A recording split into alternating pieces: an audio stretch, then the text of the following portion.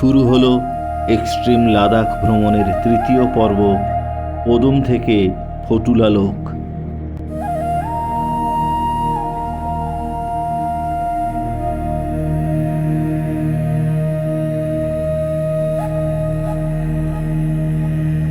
সন্ধ্যা হয়ে আসছে। আমরা এখন চলেছি জাঁসকারের সদর শহর পদুমের উদ্দেশ্যে। পদুমে এসে আমরা উঠেছিলাম এখানকার বড় হোটেল ওমাশিলা গেস্ট হাউসে।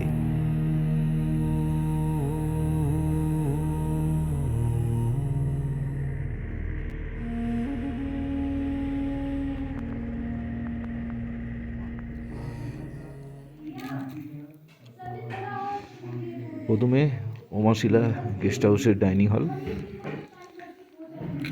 Buffet system. এই ছুটি বসেছে, ভেজ খাওয়া দাওয়া কিন্তু ভালো।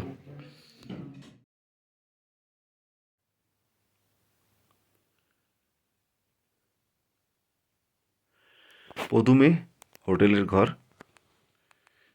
এই হোটেলের ঘরের জানলা,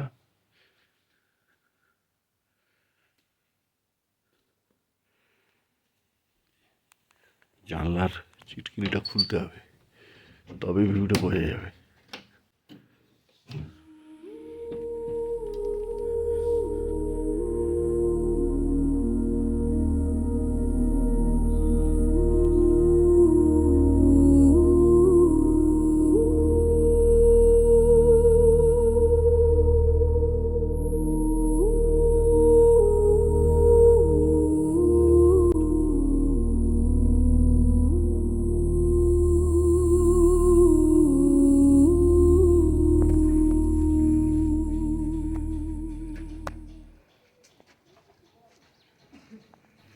গুড মর্নিং ফ্রম পদুম।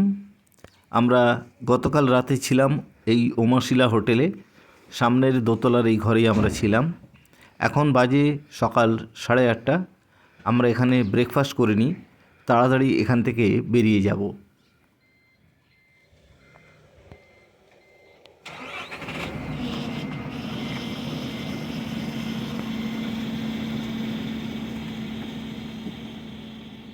গতকাল আমরা পূর্ণে থেকে ফুকতাল ট্রেক করে পদুমে এসে পৌঁছেছি। আজকের পদুম থেকে বের হয়ে আমরা প্রথমে যাব জাংলা, জাংলা থেকে যাব নেরাক। নেরাক থেকে দুটি রাস্তা বেরিয়েছে। একটি রাস্তা জাঁসকার নদীর ধার ধরে চিলিং হয়ে নিমো হয়ে লের দিকে গেছে। আরেকটি রাস্তা নেরাক থেকে ওপরের দিকে গেছে, সেটি কংলা, ভূমিকসেলা, সিরসিরলা হয়ে লামায়রুর কাছে বেরিয়েছে। পদুম থেকে লে যাওয়ার আরেকটি ঘুরপথও আছে। এটিতে পথটি প্রথমে পদুম থেকে জাঁসকার উপত্যকা দিয়ে পেনজিলা পাসের দিকে যায়। পেনজিলা পাসে দ্রাংদুং গ্লেশিয়ার দেখে তারপর সেটি সুরু ভ্যালিতে প্রবেশ করে। এখানে রংদুমগুম্পা হয়ে পথটি কার্গিলে গিয়ে বেরিয়েছে। কার্গিল থেকে NH1 ধরে এটি নামিকালা হয়ে লামায়ুর দিকে যায়। তারপর আস্তে আস্তে পথটি লেতে গিয়ে মিশেছে। আমরা পরিকল্পনা করেছিলাম পদুম থেকে জাংলা হয়ে নেরাক হয়ে উত্তরের দিকে গর্জের মধ্যে দিয়ে 5টি পাস অতিক্রম করে যে পথটি গেছে সেটি দিয়ে যাব, অর্থাৎ সিরসিরলার পথ দিয়ে লামায়ুর দিকে যাব। আমরা এখন যাচ্ছি পদুম থেকে জাংলার দিকে। পদুমে শুনেছিলাম যে জাংলাতে রাস্তা বন্ধ আছে, তবে সঠিকভাবে কেউই সেটা বলতে পারেননি। জাংলা পর্যন্ত গিয়ে আমাদের দেখতে হবে যে সেখানে তার পরের রাস্তা খোলা আছে কি না। পদুম থেকে জাংলা রাস্তাটি গেছে জাঁসকার নদীর ধার দিয়ে। জাংলাতে এখন নতুন পেট্রোল পাম্প হয়েছে। আমরা সেই পেট্রোল পাম্পে তেল নিতে গাড়ি ঢোকালাম। আমরা এখন পদুমের একটা পেট্রোল পাম্পে দাঁড়িয়ে আছি। চারিদিকের দৃশ্য,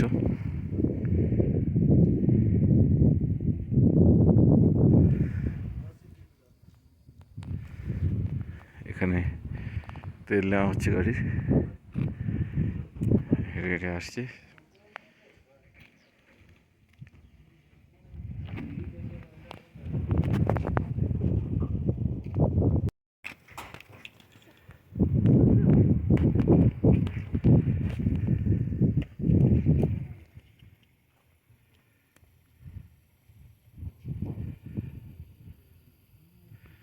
আমরা জাংলার দিকে যাচ্ছি।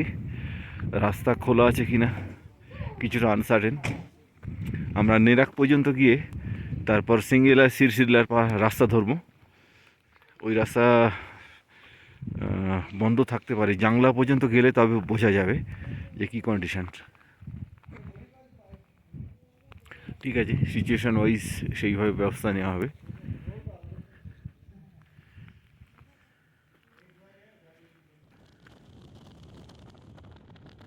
যারা মোটর সাইকেলে ঘুরতে ভালোবাসেন, পদুম থেকে জাংলা রুট তাদের জন্য স্বর্গরাজ্য।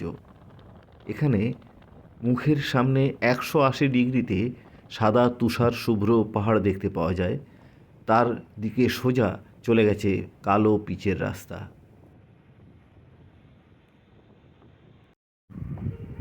কাঠটা ভালো করে দেখাও একবার।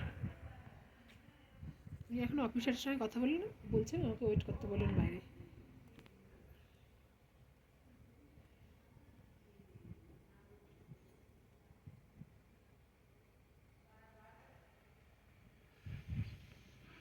আমরা জাংলা চেকপোস্টে দাঁড়িয়ে রয়েছি। নেরাক হয়ে সিঙ্গিলা হয়ে সিরসিল্লা হয়ে যে রাস্তা, সেটা কাজ চলার জন্য বন্ধ আছে বলছে। তো চেষ্টা করছি, যদি এখানে বলে যদি রাস্তা যাওয়ার উপযোগী থাকে তাহলে যদি পারমিশন বার করা যায়। নাহলে কার্গিল দিয়ে আমাদের পুরো অনেকখানি রাস্তা ঘুরতে হবে, এছাড়া কোনো রাস্তা নেই।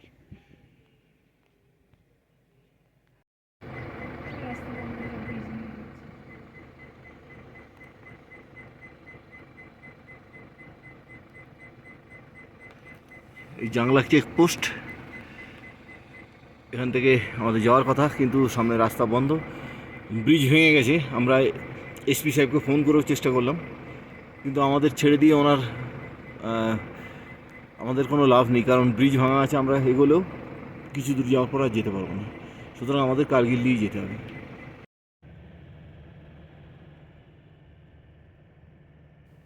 কাজেই আজকের আমাদের কার্গিল হয়ে পেনজিলা পাস অতিক্রম করে অনেক ঘুরে লের দিকে যাওয়া ছাড়া আর কোনো রাস্তাই খোলা রইল না।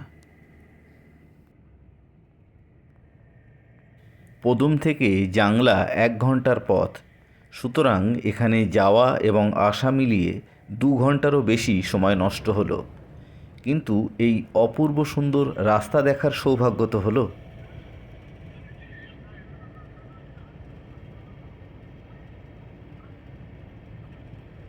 আমরা এখন আবার পদুমের দিকে ফিরে চলেছি। পদুমে গিয়ে মেন মোড় থেকে আমরা ডান দিকে টার্ন নেব, অর্থাৎ জাঁসকার ভ্যালি দিয়ে আমরা এবার পেনজিলা পাসের দিকে যাব।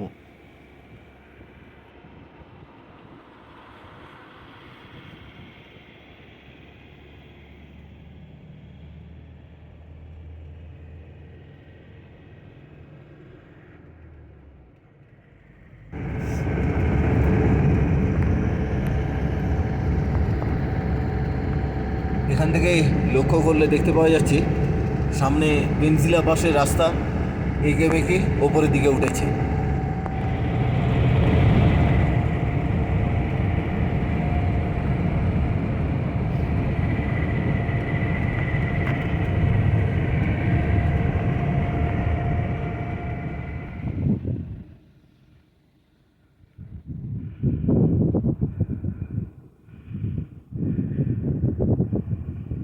এই পথ দিয়ে আমরা এসেছি। আমরা এখন উঠছি পেনজিলাতে। অপূর্ব সুন্দর। এখান থেকেই দূরে ভারতের দ্বিতীয় বৃহত্তম গ্লেশিয়ার দ্রাংদ্রুং গ্লেশিয়ারকে দেখতে পাওয়া যাচ্ছে। একটু বাদেই আমরা এই গ্লেশিয়ারটিকেই কাছ থেকে দেখতে পাবো।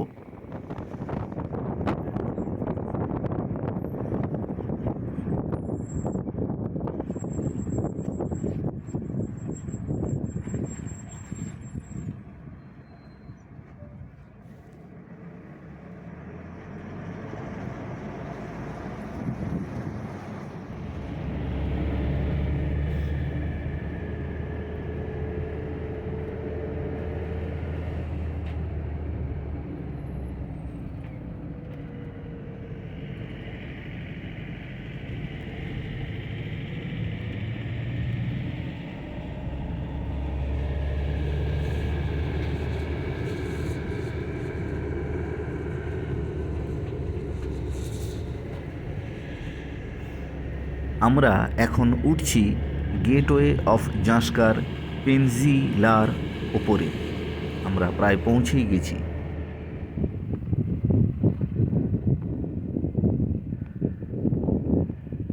পেন্সিলা পাস।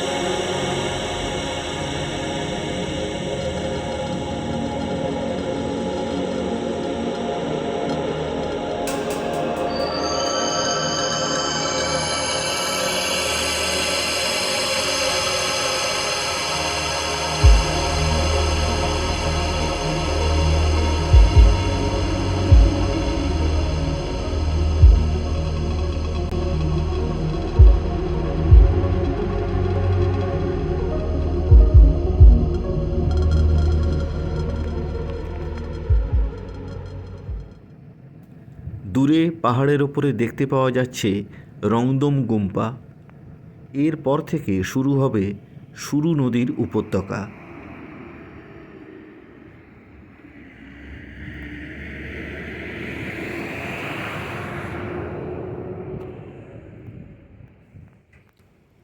এই কাঠের সাঁকো পেরিয়ে শুরু হয় নুন বেস ক্যাম্প ট্রেক।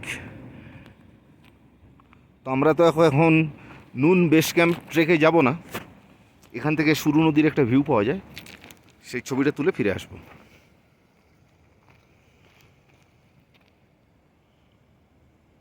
সামনে পাহাড়ের দৃশ্যটা একটু দেখিয়ে দিই।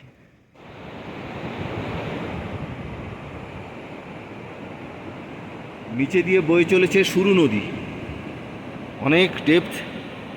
এখানে দাঁড়ালে রীতিমতো ভয় লাগে। এই কাঠের ব্রিজের ওপর দাঁড়িয়ে আছি। এই পুল, কাঠের পুলের নিচে দিয়ে সুরু নদী বয়ে চলেছে অনেক নিচে, বহু নিচে সুরু নদীর জলের ধারা বয়ে যাচ্ছে। অসাধারণ, অসাধারণ, ব্রেথ টেকিং। সামনে পাহাড়ের দৃশ্য দেখিয়ে দিই।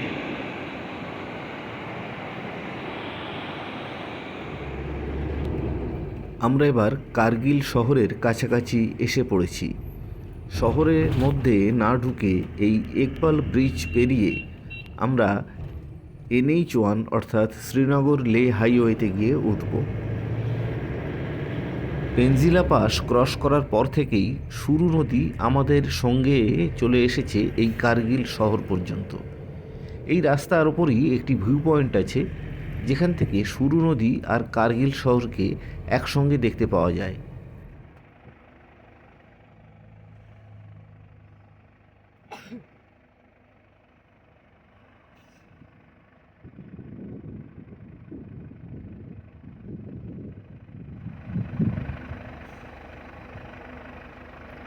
সুরু নদী বয়ে এসেছে, এখানেই আমাদের সুরু নদীকে ছেড়ে চলে যেতে হবে।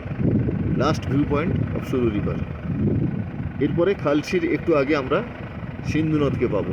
এর মাঝখানে আর কোনো নদী নেই।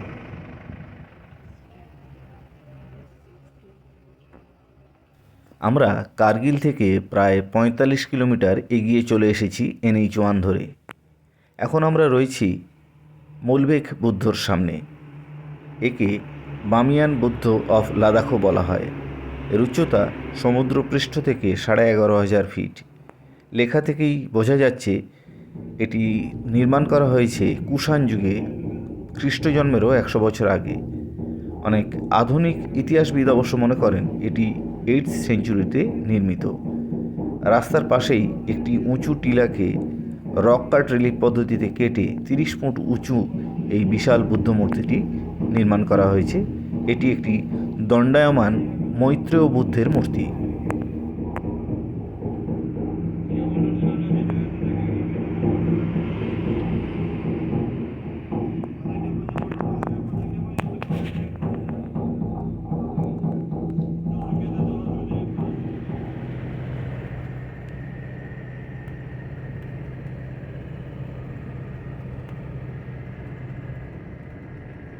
আমরা চলেছি এখন নামিকালার দিকে। আমরা দাঁড়িয়ে আছি এখন নামিকালার ওপরে। দূরে সাদা রঙের আমাদের গাড়ি দাঁড়িয়ে রয়েছে। রাস্তা তৈরির কাজ চলছে।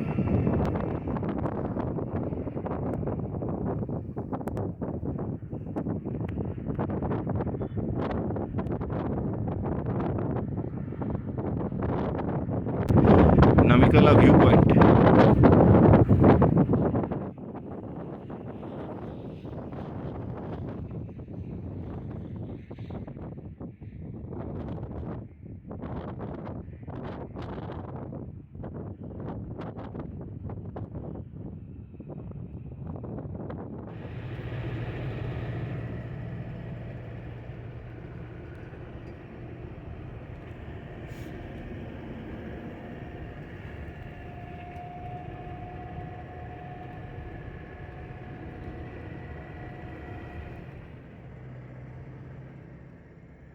দিনের আলো কমে আসছে।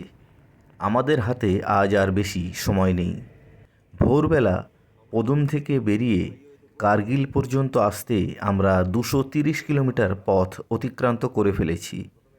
কার্গিল থেকে নামিকালা আরও 50 কিলোমিটার, অর্থাৎ আজ অলরেডি 280 কিলোমিটার পথ আমরা অতিক্রান্ত করেই ফেলেছি। এরপরে আমাদের সামনে আসছে ফটুলা।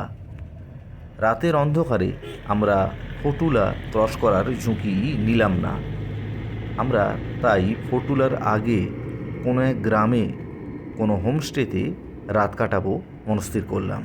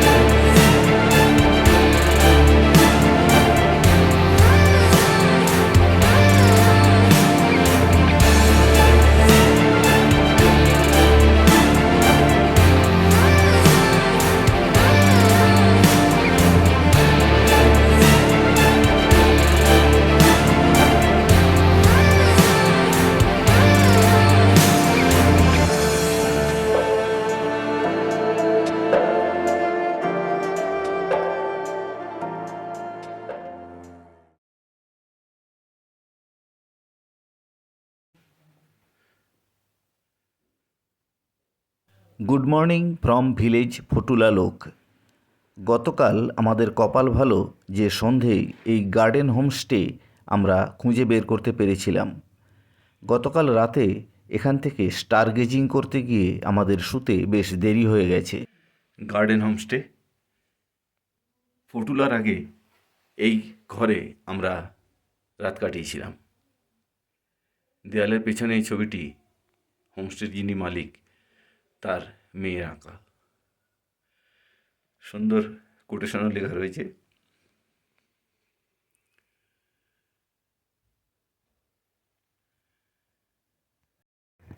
গার্ডেন হোমস্টে সংলগ্ন এলাকা। গতকাল এই বাড়িটির একতলাতেই আমরা রাত কাটিয়েছিলাম। এখানে দাঁড়িয়েই গতকাল রাতে স্টার গেজিং করেছিলাম। আজকের লে থেকে রিগজেনজি এসেছেন আমাদের নিয়ে যেতে। স্ট্যানজেনজি গতকাল আমাদের এখানে নামিয়ে ওনার বাড়ি আলচিতে ফিরে গেছেন। ফটুলাতে গাড়ি উঠছে, দেখা যাচ্ছে।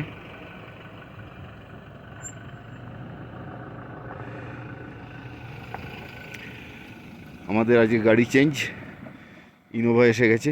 রিগজেনজি কাল পর্যন্ত স্ট্যানজেনজি আমাদের সঙ্গে ছিলেন, কালকে স্ট্যানজেনজি ওনার বাড়ি চলে গেছেন, আজকের থেকে রিগজেনজি এসছেন। আর রিং জেলে हाँ रिगजेंजी नहीं लेगा। ओ मैगी लिया, अच्छा ठीक है।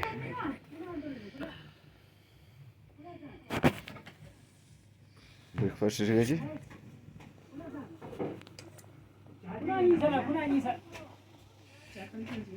हाँ चाय लेंगे, हाँ 2 कप हम और ये लड़की। ये तो नहीं लेती है मैडम, नहीं पीते। এটা আমাদের রান্নাঘর। গতকাল রাতে এই লাদাখি দম্পতি তাঁদের গার্ডেন হোমস্টেতে আমাদের আশ্রয় না দিলে আমরা খুবই বিপদে পড়তাম। এনাদের আতিথেয়তা সত্যি অপূর্ব। এই হোমস্টের কথা আমাদের বহুদিন মনে থাকবে।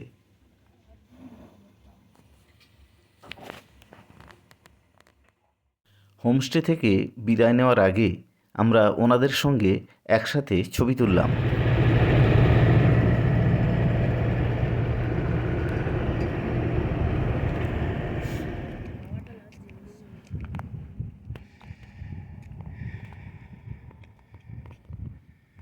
প্রথমেই ফটুলা।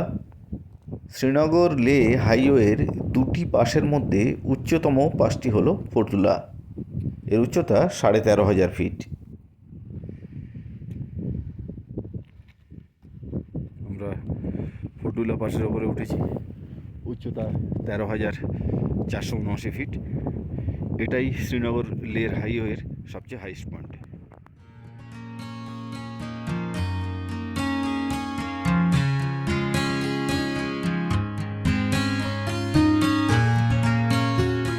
দূরে দেখা যাচ্ছে ফটুলালো গ্রাম। এই পথ দিয়েই আমরা ফটুলার ওপরে উঠে এসেছি। এরপরে আমরা ফটুলার অপর ঢালে নেমে যাব। আমরা এগিয়ে যাব লামায়ুরুর দিকে। শুরু হবে আমাদের এক্সট্রিম লাদাখ ট্যুরের 4র্থ পর্ব।